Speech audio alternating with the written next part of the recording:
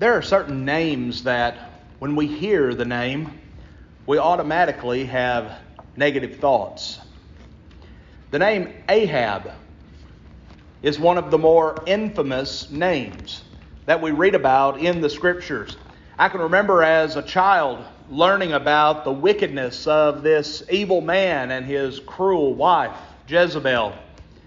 But Ahab was one of the kings of Israel, and he would prove during the time of his reign that he would be the most wicked king that nation would ever have. And his name is certainly one that lives on in infamy due to the wickedness of the life that he lived. Now, one of the ways that we learn how that we are to live a life successfully in service to God is by going back and looking at the examples of those that have been set forth for us in the Scriptures. And most of the time we go back and we look at those individuals who were righteous. We look at the ones who were good, that were pleasing to God. But there are just as many lessons that we can take from those who lived lives of wickedness. And so tonight, we're going to take a look at the first lesson in what will prove to be an irregular series of lessons. As you know, our Sunday night schedule is chopped up a little bit because of question and answer night and singing night. So these lessons aren't going to be in a consecutive order, but we are going to be looking at some lessons that we can learn from the life of King Ahab. And the account that we're going to begin by looking at tonight is in 1 Kings chapter 16, beginning in verse 29 and going down through verse 34. And what my hope is that by studying the choices that Ahab made, that it will help us to avoid some of the mistakes that he made in his life. Let's begin by reading this account. Now Ahab, the son of Omri, became king over Israel in the 38th year of Asa, king of Judah. And Ahab, the son of Omri, reigned over Israel in Samaria 22 years. And Ahab, the son of Omri, did evil in the sight of the Lord more than all who were before him. And it came about, as though it had been a trivial thing for him to walk in the sins of Jeroboam, the son of Nebat, that he married Jezebel, the daughter of Ethbaal, king of the Sidonians. And he went to serve Baal and worshipped him. So he erected an altar for Baal in the house of Baal, which he built in Samaria. And Ahab also made the Asherah. Thus Ahab did more to provoke the Lord God of Israel than all the kings of Israel who were before him. In his days, Hiel, the Bethelite, built Jericho. He laid its foundations with the loss of Abiram, his firstborn, and set up its gates with the loss of his youngest son Segub, according to the word of the Lord, which he spoke by Joshua, the son of Nun. Now we see a couple of statements in this account that I believe are truly monumental. Notice that the author of the book of 1 Kings makes the statement that Ahab did more evil than any other king of Israel. But the question that often arises whenever we hear these monumental statements is, how could that be? How could someone get to that point where they are so evil? Well, the answer to this, at least in the case of Ahab, is very simple. Because his father was that way. If you go back and you look at 1 Kings chapter 16 and verse 25, we see almost a mirror statement. But rather than speaking of Ahab, it is speaking of the father of Ahab, a man by the name of Omri. For in this verse it says that Omri did more evil than all who were before him. But that was nothing compared to Ahab. Ahab saw what his father had done, saw the wickedness that he was involved in, patterned his life after the example of his father, but he took it above and beyond. He took it even further than his father ever did. Now, in case this language that's already been used was not strong enough, we see it repeated again in verse 33. Ahab did more. Now listen to this. Ahab did more to provoke God. The things that he was doing were intentionally in rebellion to God. He was, as it says, he was provoking God to anger by the things that he was doing. And he did this more so than any other king that ever reigned over Israel. Ahab learned from his father. He walked in the very same paths of wickedness that his father had set forth for him. But as we see with so many children, even still today, oftentimes they are not satisfied to remain in the same position that their parents were in. You know, we learn certain things from our parents, and when we are children, or at least when we're teenagers, we have the mentality, well, I've got to learn more than mom and dad. I've got to be able to prove that I'm smarter than they are, or that I've done more than they've done. Well, Ahab learned from the example of his father. But he wasn't satisfied to do just the things that his father had done. He took things a step further. Well, here we see the first lesson that we can take from this account. We need to understand that we are teaching our failures to our children. Think about this. What we are doing in our life, the depth of our faith, our attitude about being taught more about the will of God, those are all things that we are passing on to our children. Now, we are either going to be passing on the things that we're successful in, or we're going to be passing along the things that we are failing in. Because it is a proven fact that children are going to imitate or mimic what they see in their parents. And so often, we will hear our children use a certain figure of speech or a saying that they've heard from us. You know, I find myself all the time saying things that I can remember as a child my grandma or mom and dad saying. And those are things that I think every time I say those things, I remember, I can remember mom saying that, or I can remember grandma saying those things. Now, some of them don't make any sense whatsoever, but we still say them. But we pass along certain things. Well, we're passing along to our children either our spiritual successes or our spiritual failures. You know, it's very seldom that you see a child who is brought up in a Christian home, and let me qualify that just a little bit. It's very seldom that you see a child brought up in a Christian home where their parents, as we talked about in our lesson this morning, are not fully committed to God, that those children remain faithful to God. Most of the time when you see children who are being brought up in a home where their parents' faith is wishy-washy, where it's fickle, where it's only at times of convenience, more often than not, those children are not going to remain faithful. They're going to look at the example of their parents. They're going to say, well, mom and dad didn't see much importance in this, and they're going to see even less because we're teaching them that failure.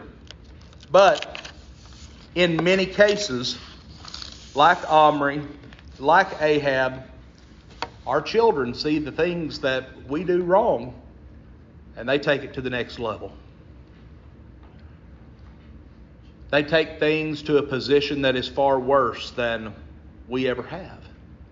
If our faith is weak, our children may not have any faith at all.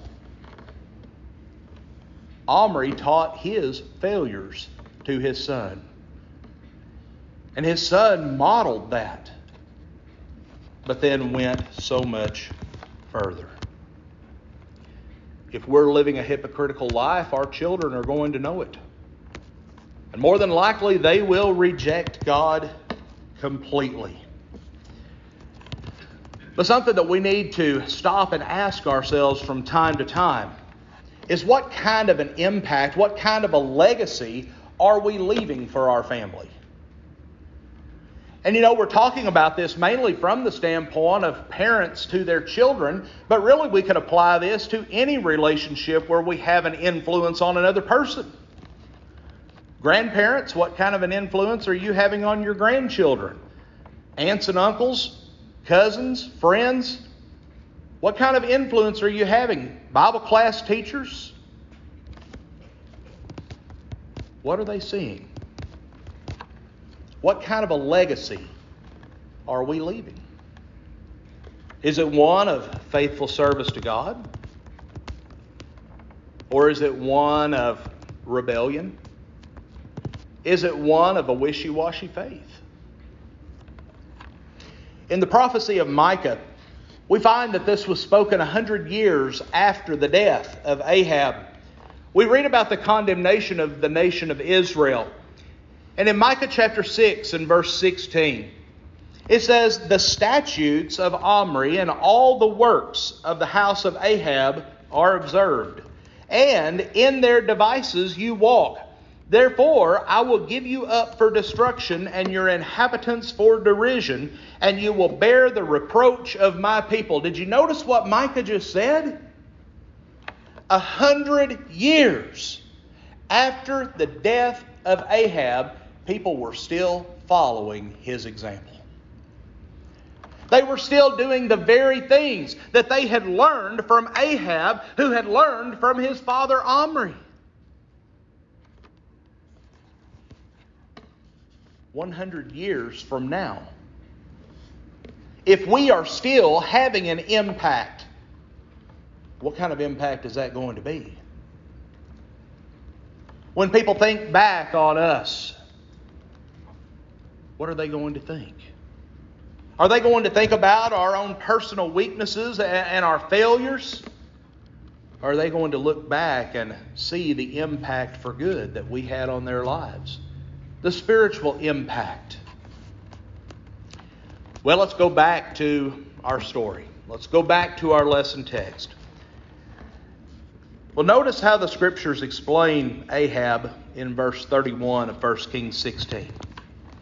"And it came about, as though it had been a trivial thing for him to walk in the sins of Jeroboam, the son of Nebat, that he married Jezebel, the daughter of Ethbaal, king of the Sidonians, and went to serve Baal and worshipped him." Now, if the sins already mentioned were not bad enough, something that his father never resorted to was going and marrying the daughter of a heathen king. This was something that was forbidden for the Israelites. They weren't to intermarry. They were to marry from within their own nation. This was a violation of God's law. They were not to go out and marry those who were foreigners. Well, secondly, the kings of Israel were told that they were not to go and make alliances with any of these foreign nations. They weren't to make any type of political or military alliances with any of these heathen groups. Well, what took place is here we have this king, King Ahab. He goes and he makes an alliance with Ethbaal. It should have been a red flag immediately when he saw the name Baal in the name of the king.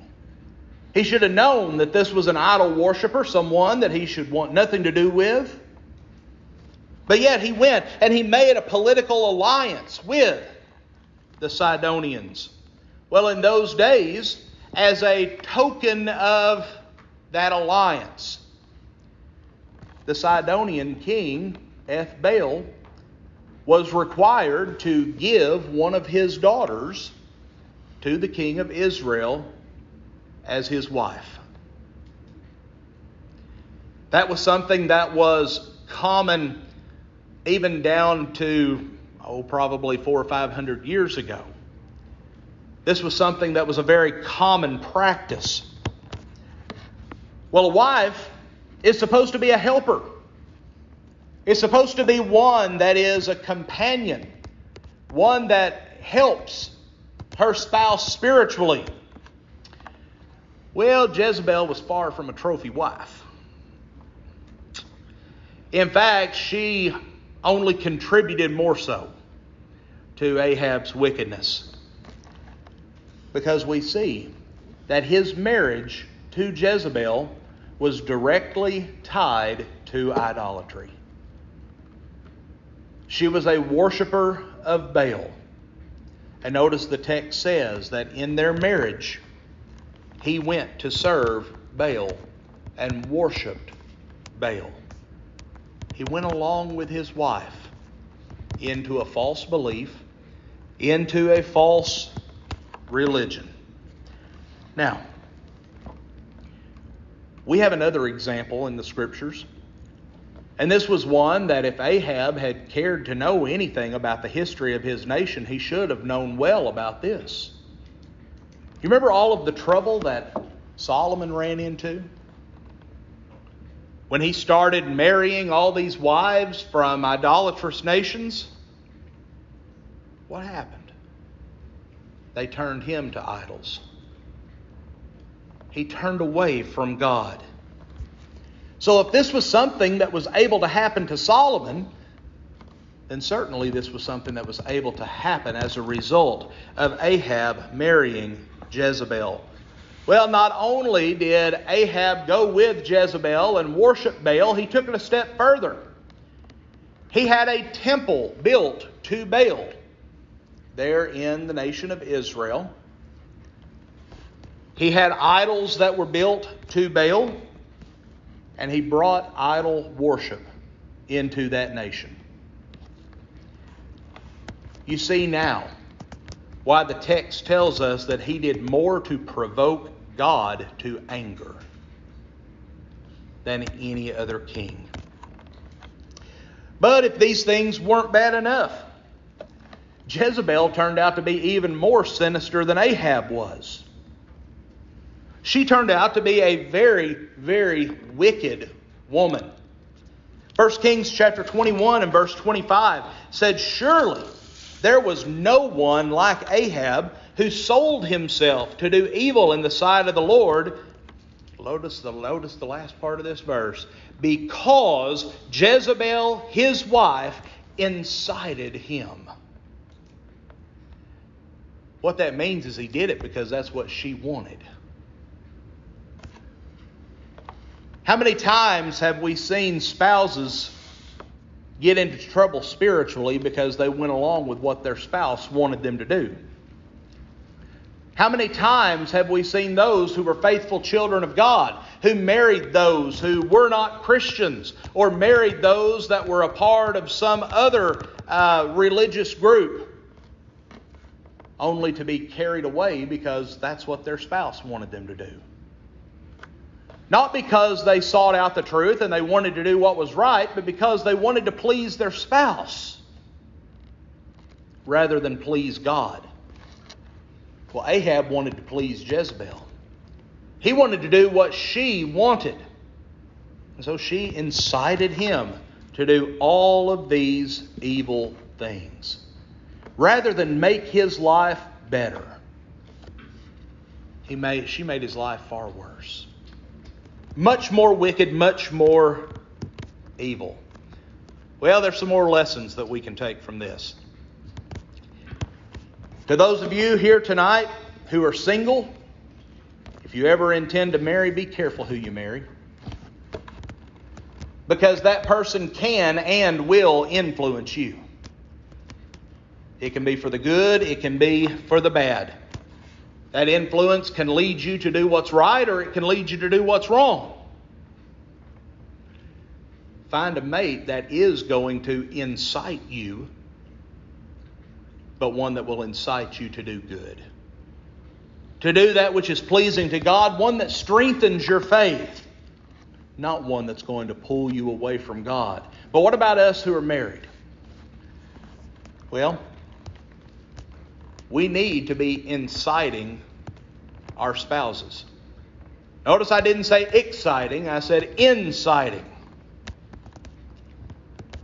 We need to be inciting them to do good. Men, we need to be the spiritual leader in our home. We need to influence our wives to do that which is good. Wives, you need to encourage your husband in his efforts to be that spiritual leader. You need to encourage him to continue to grow in his spiritual devotion. But then so often we see this scenario that arises. Well, what if your spouse is not a Christian? What if they are not spiritually strong? Well, too often it's been my experience that it seems that the spouse that is a Christian, they just kind of throw up their hands and give up and they do their own thing. The one that's a Christian, they do their thing. The one that's a non-Christian, they do their thing. And there's no discussion about things that are spiritual. Folks, that's not the way that it's supposed to be, not the way that we want it to be. If you have a spouse that is not spiritually strong, don't accept that and concede that it's not going to get any better. Do something about it. Change that reality. Pray together. Study together. Have spiritual discussions with each other. And initiate the kind of spiritual activities that promote righteousness. But how sad it is that there are so many couples that we see around us today who are really a drag on each other spiritually. Rather than building each other up, they're constantly tearing each other down. Rather than that marriage being a catalyst for growth and encouragement, we see that it is destroying their faith rather than strengthening it. Well, the last verse of 1 Kings 16 seems kind of out of place. We go from talking about Ahab to talking about a man by the name of Hiel. Well, under the authority of Ahab, a man by the name of Hiel went and began to rebuild the city of Jericho. And the text tells us that when he laid the foundation of that city, he lost his firstborn son. And when the last stone was placed into the rebuilt city, his youngest son died. Well, you may be wondering, well, why is this here? Why is this stuck right in the middle of the story of Ahab and Jezebel? Well, if we go back to Joshua chapter 6, in this chapter, we find the record of the destruction of the city of Jericho. This was the first city that the Israelites conquered whenever they came into the promised land. Remember, Rahab and her family were the ones that were spared because they had assisted the spies when they came in to spy out the land. Well, Joshua 6 and verse 24 records that the city of Jericho was burned along with everything in it. The only things that were saved were valuable items that were taken. They were devoted to the Lord, and they were placed into the Lord's treasury. But verse 26 is the key verse that I want us to look at. It says, Joshua laid an oath on them at that time, saying, "Cursed before the Lord be the man who rises up and rebuilds this city. At the cost of his firstborn shall he lay its foundation, and at the cost of his youngest son shall he set up its gates." Well, folks, what we see in 1 Kings 16 and verse 34 is a fulfillment of this promise. God promised the people, you are not to rebuild this city, and if you do, the one who builds it, he will pay. He's going to lose 2 of his children in the process. Well, we understand now why the writer of 1 Kings is including this here.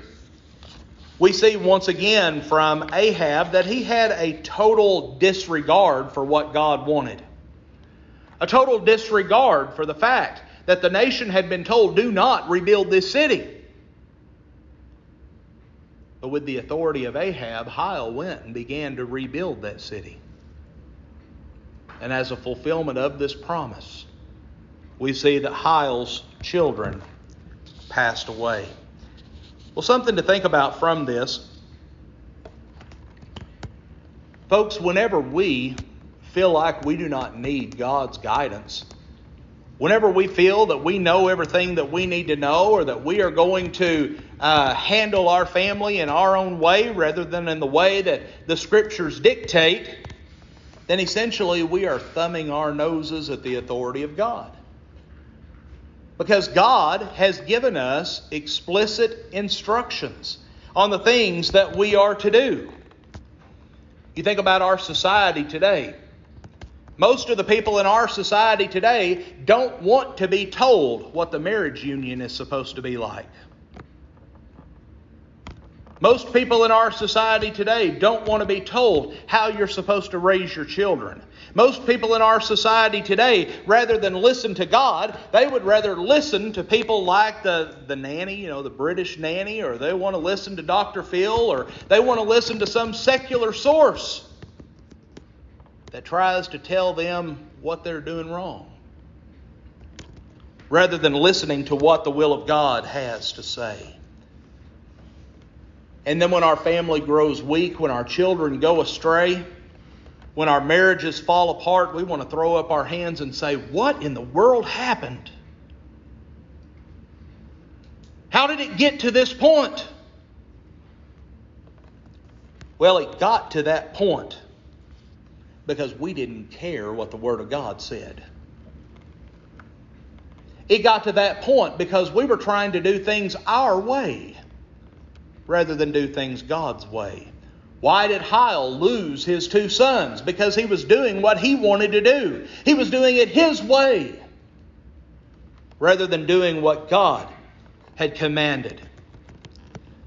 Now, it's possible that they may have thought, that happened years ago. God was just talking, it's irrelevant. It's not going to happen that way. Well, I would think that when that first son passed away, that should have been warning enough. But more than likely, they looked at this and thought, it's just a coincidence. We can't look at this and say that this is a fulfillment of God's promise. It's just a coincidence. But then when that second son passed away, there was no doubt. No doubt that this happened because they had rejected the will of God. And perhaps they just didn't care. Perhaps they had got to the point where they were going to do things their way and they didn't care if God liked it or not. Sadly, we see people like that today as well. But whatever the case, the price was paid for not listening to God. Folks, when we refuse to obey the voice of God, then we're sacrificing everything that we have. We're sacrificing our families. We're sacrificing our marriages. When we reject the plan of God and things go very badly, we need to realize the reason that happened was because we rejected God. We turned away from Him. Just as we've been seeing the last 2 Sundays in the story of Gideon. God had rejected that nation. Why? Because they had rejected Him. They turned away from Him and had begun to worship idols. And so God was no longer blessing them. And rather than open their eyes to the reality of why they were not being blessed, they said, well, God's done with us. God's left. We're going to find another God. They turned to Baal. And as a result, God rejected their sacrifices, rejected the service that they were offering to Him. Well, folks, when we reject the plan of God, things are not going to go well. We are not going to be blessed in the way that we desire. So the lesson that we need to end with tonight, that we need to take from this lesson, is we need to listen up to what God has to say. Listen to His Word. Follow the things that are contained therein. If we do, then God will bless us. He will bless our marriages. He will bless our families. And we will see that strong, devoted faith will have a great influence on others. And we will leave a great spiritual legacy behind. But tonight, if you examine yourself and you find that that's not the kind of life that you're living, then we want you to make a change tonight. If you are a child of God, but maybe you've only been giving partial devotion to God, then our encouragement to you tonight is this. Let's make a change. Let's renew that zeal. Let's put God back into that place of prominence. Or if you're here tonight and have never obeyed the gospel, and you believe that Jesus is the Son of God, then act upon that faith tonight. Do that by repenting of your sins. And come forward, just as we saw Riley do this morning. Come forward. Confess that you believe that Jesus is the Son of God and be baptized for the remission of your sins. The Lord will add you to the church, and you can leave this place tonight knowing that you're in a right relationship with God. Tonight, if you examine yourself and you need to respond to the Lord's invitation, we encourage you to come at this time while together we stand and sing.